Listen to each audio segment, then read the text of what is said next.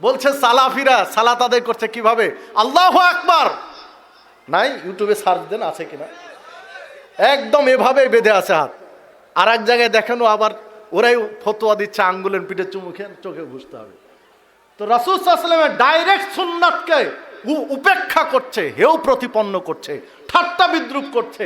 আর এই জায়গায় যেটা সুন্নাত নয় ওই জায়গায় ভক্তি দেখাচ্ছে। সুন্নাতকে কবর দিয়ে বেগাইরে সুন্নাতকে প্রতিষ্ঠা করার প্রচেষ্টা চলছে এই বাংলাদেশের মাটিতে। কি দিয়ে বুঝাবেন? সম্মানিত উপস্থিতি, যে কথা বলছিলাম, রাসূলুল্লাহ সাল্লাল্লাহু আলাইহি ওয়াসাল্লামের নাম শুনে সাল্লাল্লাহু আলাইহি ওয়াসাল্লাম বা দরুদ পেশ করতে হবে, কিন্তু আঙ্গুলের পিঠে চুমু খেয়ে চোখে ঘুষতে হবে না। বা আজানের মধ্যে নবীর নাম শুনে সাল্লাল্লাহু আলাইহি সাল্লাম বলা যাবে না। আল্লাহ রাসূল সাল্লাল্লাহু আলাইহি ওয়াসাল্লাম বলছেন, প্রকৃত ইসলাম হচ্ছে ইদা সামি'তুমুল মুয়াদ্দিনা ফায়াকুলু মিসলা মা ইয়াকুল, মুয়াজ্জিন যা বলে আজানের সময় তোমরা তাই বলো। সহিহ বুখারীর বর্ণনায় এসেছে, বর্ণিত হয়েছে, যখন কোনো ব্যক্তি মুয়াজ্জিন যা বলে তাই জবাব দেয়, ইল্লা হাইয়া আলা তাইন, কেবলমাত্র হাইয়া আলা সালাহ এবং হাইয়া আলাল ফালাহ ব্যতীত, মানে এই দুই জায়গায় বলে লা হাওলা ওয়ালা কুওয়াতা ইল্লা বিল্লাহ, এই হাইয়া আলা তাইন ব্যতীত মুয়াজ্জিন যা বলে তাই যদি কেউ কোনো ব্যক্তি বলে, তাহলে ওই ব্যক্তি জান্নাতে প্রবেশ করবে। সহিহ বুখারীর বর্ণনায় যেটা এসেছে। সম্মানিত উপস্থিতি, তাহলে মুয়াজ্জিন যা বলে সেটাই, ভিন্ন কিছু নয়। অনুরূপী একামতের ক্ষেত্রেও একটু বাড়তি অংশ রয়েছে। যখন একামতে কাদ কামাতিস সালাহ বলা হয়, তখন কি বলে মানুষ? আকামাল্লাহুল আদামাহা। অনেকে ছেড়ে দিয়েছে আলহামদুলিল্লাহ, কিন্তু এইখানে নয়, মুয়াজ্জিন যা বলেছে তাই। কারণ হাদিসে আজানকে আর একামতকে দুটোকে আজান বলা হয়েছে। আজানকেও আজান বলা হয়েছে, আবার একামতকেও আজান বলা হয়েছে, দুটোই আজান। বিধায় একামতের জন্য আলাদা বিধান আর আজানের জন্য আলাদা বিধান নয়। মানে জবাব দানের ক্ষেত্রে মুয়াজ্জিন যা বলে তাই বলতে হবে। একামতে মুয়াজ্জিন যা বলছে শ্রোতা তাই বলবে, অন্য কিছু নয়, শুধুমাত্র হাইয়া আলাস সালাহ হাইয়া আলাল ফালাহ ব্যতীত। দেখুন, অনুরূপভাবে আজানের ক্ষেত্রে আরো চলমান কথা রয়েছে। কোনো ব্যক্তি যদি 7 বছর আজান দেয়, তাহলে তার জন্য জান্নাতে ঘর নির্মাণ করা হয়। অথচ এই হাদিস সহিহ নয়। হাদিস ওইটা সহিহ, ইবনে মাজার মধ্যে যেটা বর্ণিত হয়েছে, আল্লাহ রাসূল সাল্লাল্লাহু আলাইহি ওয়াসাল্লাম বলছেন, কোনো ব্যক্তি যদি 12 বছর আজান দেয়, তাহলে আল্লাহ রাব্বুল আলামিন তার জন্য জান্নাতে ঘর নির্মাণ করেন। 7 বছরের হাদিস, এ হাদিস ঠিক নয়। সঠিক ইসলাম হচ্ছে 12 বছরের হাদিস। অবশ্য এই হাদিসে আরো 2টি কথা রয়েছে। মুয়াজ্জিনের প্রত্যেক আজানে 30টি নেকি লেখা হয়, আর প্রত্যেক একামতে 60টি নেকি লেখা হয়। ওই হাদিস ঠিক আছে। তো প্রকৃত ইসলাম হলো 12 বছরের আজানে জান্নাতে ঘর নির্মাণ হয়। আর চলমান ইসলামে অনেকেই বলে থাকি যে 7 বছরেও জান্নাতে ঘর নির্মাণ হয়। প্রসঙ্গত ওযুর সাথে সংশ্লিষ্ট আরেকটা বিষয় ছুটে গেছিল, যেটা না বললেই নয়, বলা জরুরি। বলা দরকার তো নাকি? দেখুন, ওযুর পূর্বে মানুষ সাধারণত হাজত শেষ করে, প্রয়োজন পূরণ করে, তাই নয় কি? তো প্রয়োজন পূরণ করে পেশাব অথবা বাথরুম সারার পরে ঢিলা কুলুপের প্রচলন আছে। এবং ঢিলা কুলুপের আবার অনেক ফজিলত আছে। ফজিলত আছে না? এই মাত্র 5-7 দিন আগে একজন জিজ্ঞাসা করছিলেন যে কোন মসজিদের খুতবায় ওয়াজ করেছেন খতিব সাহেব, যে একজন ব্যক্তি তার জীবনে যতগুলো ঢেলা কুলুপ বা টিস্যু ব্যবহার করবে পেশাব পায়খানা করার পরে, এইগুলো মিজানের পাল্লায় তুলে দেওয়া হবে। এই চলতি মাসের আপনাকে জুমার খুতবা বলছি, এই ফেব্রুয়ারি মাসে। তো দেখুন তাহলে এই ঢিলা কুলুবের ফজিলত কত দেখুন। মানে ইসলাম, এটা যে ইসলাম, প্রচলিত ইসলাম, শুধু ইসলাম নয়, ফজিলতপূর্ণ ইসলাম। যে ঢিলা কুলুব ব্যক্তি ব্যবহার করবে, এই ঢিলা কুলুবটা বিচারের দিন ওজনের পাল্লায়, দাঁড়ি পাল্লায়, মিজানের পাল্লায় তুলে দেওয়া হবে। নাউজুবিল্লাহি মিন যালিক। সম্মানিত উপস্থিতি, দেখুন ঢিলা কুলুব নিয়ে কত প্রসেস আর কত সিস্টেম। বাস্তব কি তাই? ঢিলা কুলুব নিয়ে একজন ব্যক্তি যে অবস্থা করছেন বর্তমানে, ইসলাম কি এইভাবে মানে সৌন্দর্য টিকে ইসলামের? ইসলাম কিন্তু সৌন্দর্য একটা ধর্ম, ইসলাম একটা রুচিশীল ধর্ম, ইসলাম একটা সভ্য ধর্ম, অসভ্য নয়। ইসলামের কোন বিধানকে আপনি বলতে পারবেন না যে এটা সভ্যতার সাথে সাংঘর্ষিক। বলতে পারবেন না যে ইসলামের এই বিধানটা মানে আধুনিকতার সাথে মিলবে না, এটা আপনি বলতে পারবেন না। ইসলামের চেয়ে আধুনিক আর কি আছে আপনি হিসাব করতে পারেন? এখন ইদানিং এসে আপনি একজন কারো বাড়িতে মেহমান হন, আপনি দুইজন একসাথে গিয়েছেন, আপনাকে দুইজনকে দুইটা কম্বল দিবে, এটা এখনকার হিসাব, তাই না? আর ইসলাম এটা ১৫০০ বছর আগে বলেছে। বিছানা আলাদা, এক বিছানায় এক লেপের মধ্যে দুইজনকে ঘুমাতে নিষেধ করেছে ইসলাম। এটা ১৫০০ বছর আগে।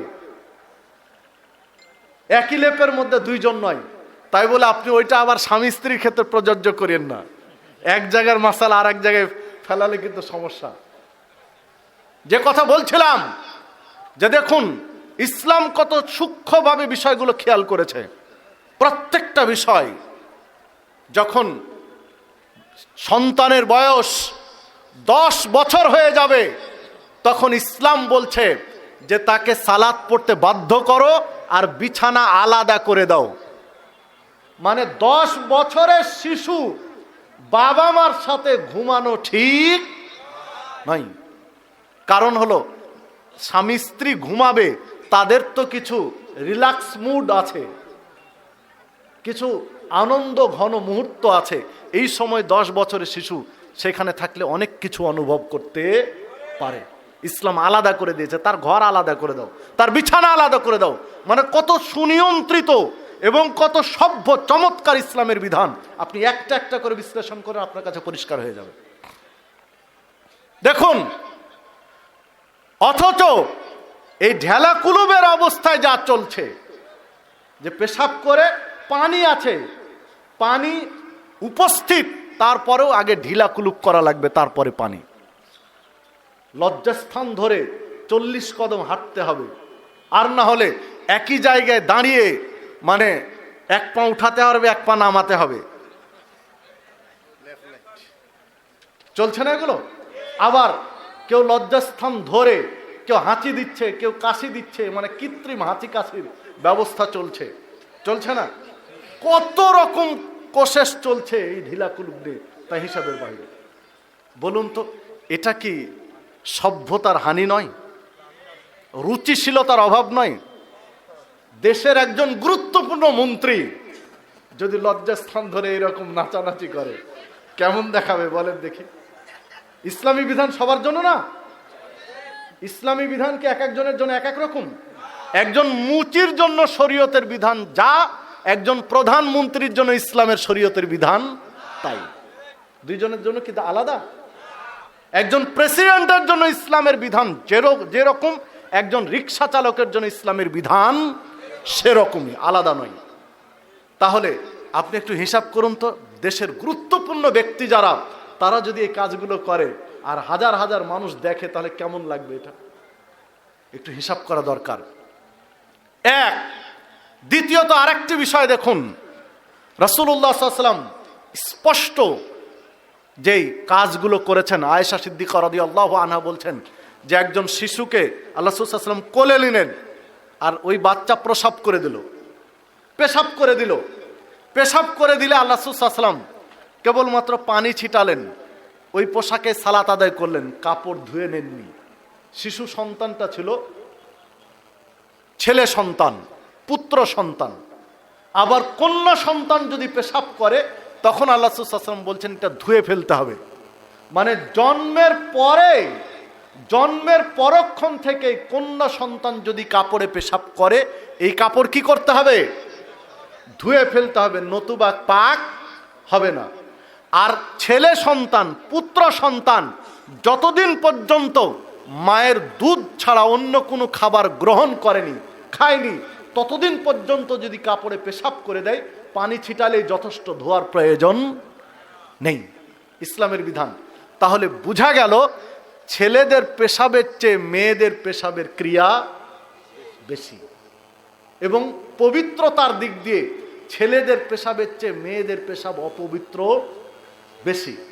তা আপনি একটু মিলাতে পারবেন? এবার যদি ছেলেকে 40 কদম হাঁটতে হয় আর লেফট রাইট করতে হয়, তাহলে একটা মেয়েকে তো 80 কদম দরকার হয়ে যাবে। ইসলামের সৌন্দর্য থাকবে। একটু মুসলিম বিবেকবান, একটু বিবেক দিয়ে, এভাবে বলছি যে একটু বিবেকের মধ্যে নেন। প্রচলিত ইসলাম আর পিওর ইসলামকে একটু বিবেক দিয়ে বিশ্লেষণ করেন, যে ছেলের চেয়ে মেয়েদের পেশাব তো বেশি, মানে অপবিত্র, বেশি খারাপ। তো ছেলেদের যদি হয় তো মেয়েদেরটা কি হবে? সম্মানিত উপস্থিতি, মেয়েদের যদি পাবলিক টয়লেটে অবস্থা হয়, তার কোন সৌন্দর্য থাকবে? আল্লাহ রহম করুন, আল্লাহ মাফ করুন। ইসলাম কি সুন্দর ব্যবস্থা! প্রত্যেকে শালীনভাবে, সুন্দরভাবে যেন জীবন যাপন করতে পারে, এই বিধান ইসলামের। হ্যাঁ, কোবাবাসীর প্রশংসা করেছিলেন আল্লাহ রাব্বুল আলামিন। কোবাবাসীর পবিত্রতা অর্জনের প্রশংসা করেছিলেন। এ হাদিসকে সামনে নিয়ে এসে বলা হয় যে পানি থাকা সত্ত্বেও ঢিলা কুলুবের প্রশংসা করা হয়েছে। তো পানির পরেও ঢিলা কুলুব ব্যবহার করা হয়েছে, যে হাদিস বলা হয়, এ হাদিস ঠিক নয়, এ হাদিস সহিহ নয়।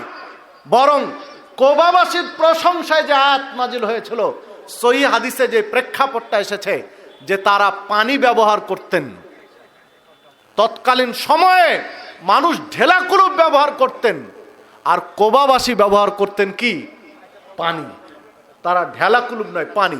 অন্যরা করতেন ঢেলা কুলুব, আর কোবাবাসী করতেন পানি। পানি যারা ব্যবহার করেছেন তাদের পবিত্রতার প্রশংসা করেছেন, ঢেলা কুলুবেরটা করেননি। তাহলে ঢেলা কুলুব নয়, পানিটাই হচ্ছে সবচেয়ে মানে অধিক ঠিক পবিত্রতা অর্জনের জন্য সবচেয়ে উত্তম। হ্যাঁ, পানি নেই, ঢেলা কুলুব ব্যবহার করেন, জায়েজ। টিস্যু ব্যবহার করেন, পানি নেই, বিকল্প যা আছে সেটা ব্যবহার করেন, কিন্তু পানি থাকার পরে নয়। যখন ঢেলা কুলুবও রয়েছে, টিস্যু রয়েছে, পানিও রয়েছে, তখন উত্তম হলো পানি ব্যবহার করা। মানে বিষয়টা হলো এই রকম, যে ঢেলা কুলুব আছে, টিস্যু আছে, পানি আছে। একজন ঢেলা কুলুব ব্যবহার করলো, একজন টিস্যু করলো, একজন পানি ব্যবহার করলো। তো আল্লাহ প্রশংসা করলেন কোনটা? পানির। এখন আমরা আগে ঢেলা কুলুব, তারপরে পানি। যদি একটু উল্টিয়ে দেই, কথাটা একটু উল্টিয়ে ধরি, উল্টানো বলতে যে আগে পানি তারপরে ঢেলা কুলুব, দুটাই তো মাধ্যম পবিত্রতা অর্জনে, তাই না? তাহলে আগে পানি ব্যবহার করেন, এরপরে ঢেলা কুলুব করেন। দেখেন তো পরিবেশটা কি হয়। এবার বলার দরকার আছে? পানি ব্যবহারের পরে ঢেলা কুলুব ব্যবহার করেন, তাহলে তো যা আছে কাদামাটি সব গেল আপনার। আল্লাহ রহম করুন। ইসলামের বিধান চমৎকার, উল্টো বুঝলে হবে না আপনাকে। যখন পানি রয়েছে তখন পানি যথেষ্ট, পানি নেই ঢেলা কুলুপ করেন, টিস্যু করেন, যে বিকল্প ওয়ে আছে, রাস্তাগুলো আছে, সেগুলো ব্যবহার করেন, কিন্তু পানি থাকা অবস্থায় নয়।